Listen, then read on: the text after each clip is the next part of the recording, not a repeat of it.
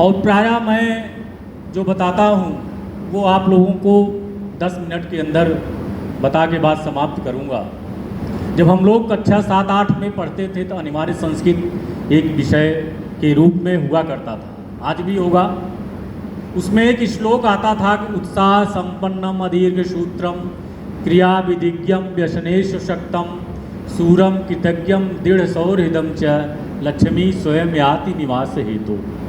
ये 8 सूत्र जीवन के हैं। चाहे आप जितनी किताबें पढ़ डालिए, चाहे देश के विदेश के जितने राइटर्स की किताबें, चाहे आध्यात्मिक किताबें, चाहे धार्मिक किताबें पढ़ डालिए, उन सबका निचोड़ इन 8 बिंदुओं में है। इसमें पहला क्या है? उत्साह संपन्न। प्रत्येक छात्र को उत्साह से लवरेज होना चाहिए, उत्साह संपन्न होना चाहिए। नेपोलियन से किसी ने एक बार पूछा कि आप लगातार युद्धों में लगे रहते हो, युद्ध बंद क्यों नहीं कर देते, हिंसा करने से क्या फ़ायदा? तो उसने कहा कि युद्ध जब तक मैं करता रहता हूं तभी तक मेरा अस्तित्व है। जिस दिन मैंने युद्ध बंद किया उस दिन मेरा उत्साह क्षीण हो जाएगा, मैं समाप्त हो जाऊंगा। और नेपोलियन एक सामान्य सैनिक था, फ्रांस की सेना में बाद में सेनापति बना, बाद में फ्रांस का राष्ट्रपति बना। तो मैं ये कहना चाहूँगा बच्चों से भी कि जिस दिन आपने परिश्रम त्याग दिया उस दिन आपका अस्तित्व खत्म हो जाएगा। इसलिए जब तक आप परिश्रम करते हैं तब तक उत्साह बना रहता है। उत्साह एक मनोवैज्ञानिक साइकोलॉजिकल टर्म है जो आपको एक कैटलिस्ट का काम करता है, जो आपको लक्ष्य प्राप्ति की तरफ निरंतर अग्रसारित करता रहता है। अगर जीवन में उत्साह न हो सकता आप IAS, IPS, civil services, medical, engineering या अच्छे उद्योगपति बनना चाहें, अच्छे साइंटिस्ट बनना चाहें, जिस भी दिशा में जाना चाहें, जो लक्ष्य आपने निर्धारित किया है उसमें अगर उत्साह की कमी हुई तो आप लक्ष्य से भटक जाते हैं। इसलिए जो पहला बिंदु है वो है उत्साह संपन्न होना। दूसरा बिंदु क्या है? अदीर्घ सूत्रम, कम सोने वाला। जो कम सोता है, जब आप कम सोएंगे तब अधिक परिश्रम करेंगे, सोने में ही सारा समय लगा देंगे तो परिश्रम कम करेंगे। इसलिए बच्चों को कम सोना चाहिए, 7-8 घंटे से ज़्यादा नहीं सोना चाहिए। क्रिया विधिज्ञम, क्रिया विधिज्ञ क्या है? जो आपका लक्ष्य है उस लक्ष्य को प्राप्त करने के लिए क्या क्या क्रिया विधिज्ञ की आवश्यकता होगी। जैसे आपने ठान लिया कि मुझे सिविल सर्विसेज में जाना है, JEE नीट क्लियर करना है, तो उसके लिए आपको कौन सी कोचिंग करनी है, किन अध्यापकों से कंसल्ट करना है, कौन सी किताबें पढ़नी है, कितने घंटे पढ़ना है, क्या वातावरण होना चाहिए। तो ये पूरा जो वातावरण क्रिएट करता है आपके लक्ष्य की प्राप्ति के लिए, उसको हम क्रिया विधिज्ञ कहते हैं। तो तीसरी बात जो है क्रिया विधिज्ञता को समझना। व्यसनेश शक्तम, अगला बिंदु क्या है?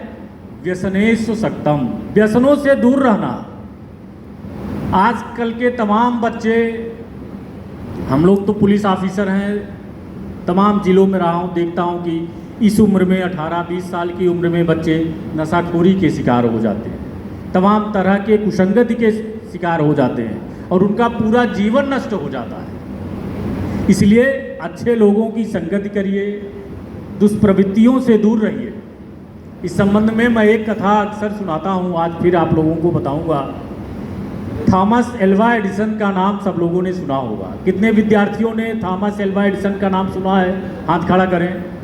अरे वाह, सारे बच्चे थॉमस एल्वा एडिसन का नाम जानते हैं। क्या आप लोगों को पता है कि वो बचपन में मनोरोगी था, झगड़ालू प्रवृत्ति का था। जब वो उसकी माता पिताजी जल्दी ही मर गए, माता ने एक कॉलेज में उसका एडमिशन करवाया, तो वहाँ के टीचर्स ने कुछ दिन तक उसको झेला। बाद में वहाँ के टीचर ने डांट डपट के रास्ते पे लाने का प्रयास किया। सबसे झगड़ता रहता था, मनोरोगी प्रवृत्ति का था, अचानक अग्रेसिव हो जाना। एक दिन वहाँ के प्रिंसिपल ने थॉमस एल्वा एडिसन को एक लिफाफा दिया और कहा कि जाके अपनी माताजी को दे देना। थॉमस एल्वा एडिसन घर आए और उन्होंने अपनी माताजी को वो लिफाफा दिया। माताजी ने लिफाफा खोला। उस लिफाफे में लिखा हुआ था कि आपका लड़का मनोरोगी है, लड़ता है, झगड़ता है, पढ़ने में ध्यान नहीं देता है, ऐसा इसका नाम प्रिस्टिकेट किया जाता है, काटा जाता है, इस संस्था में नहीं पढ़ा पाएंगे। थॉमस एल्वा एडिसन ने अपनी माता से पूछा कि माँ इस लिफाफे में क्या था, क्या लिखा है प्रिंसिपल साहब ने? तो माता जी ने कहा कि बेटा इसमें ये लिखा है कि तुम इतने बुद्धिजीवी हो, इतने इंटेलेक्चुअल हो, इतने इंटेलिजेंट हो कि तुम्हें वहाँ के बच्चे पकड़ नहीं पा रहे हैं, वहाँ के टीचर्स पढ़ाने में असुविधा महसूस कर रहे हैं, इसलिए तुम्हारा मैं दूसरे विद्यालय में नाम लिखवाऊंगी। बात रही गई हो गई।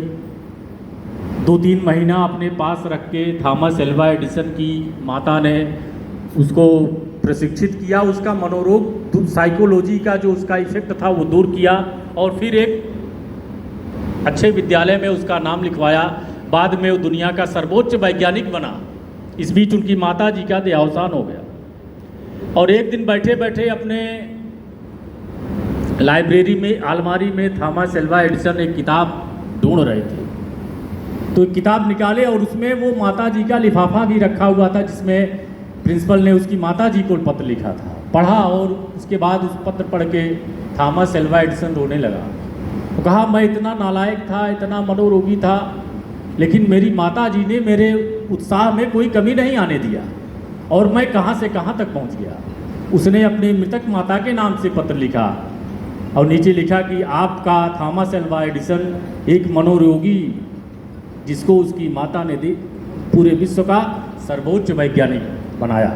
ये कथा मैं इसलिए सुना रहा हूँ क्योंकि यहाँ माता पिता भी बैठे हैं, बच्चों के परिजन भी बैठे हैं, तो बच्चे अगर कहीं असफल होते हैं, बच्चे कहीं निराश होते हैं, कम नंबर लाते हैं, तो आप उनको और ज़्यादा डांटने का, फटकारने का प्रयास मत करिए। बच्चे सुसाइड कर लेते हैं। ये उनका, जैसा कि प्रिंसिपल साहब ने बताया, ये भोर काल है।